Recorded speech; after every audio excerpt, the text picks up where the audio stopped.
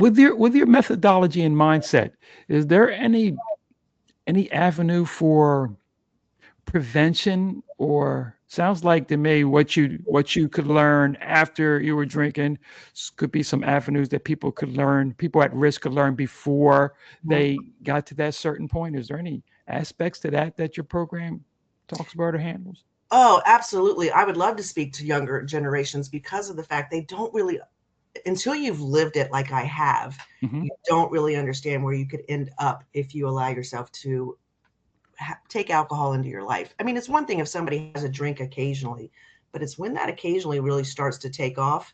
So it's me teaching people to understand how addictive this substance can be and also how expensive it could be. I Yeah. I have a 21-year-old who's in college right now, and I've had great conversations with him. I have four adults. He's my baby. Okay. And we all know, some of us know, when you're in college, you kind of feel like, ooh, this is the time to really party it up, right? But I've had some really in-depth conversations with him. And one of the things I said to my son, I said, Nevin, I said, do you think $100,000 is a lot of money? And he said, yeah, I do. And I said, well, if you're anything like I was, by the time you're 50, you'll have spent 100 grand on alcohol. So a substance that just really honestly doesn't serve you, doesn't do anything for you. You might have a little fun here and there. Right.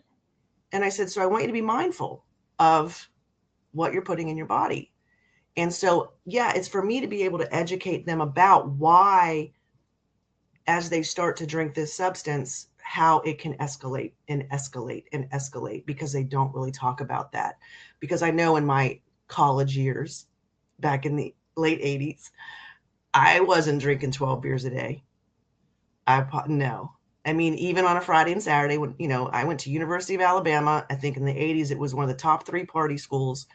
Hmm. I was not drinking 12 beers on a Friday night. There's no way I would have been able to. No. And why was I able to in my 50s? Because the tolerance level changed. The body got adapted to it.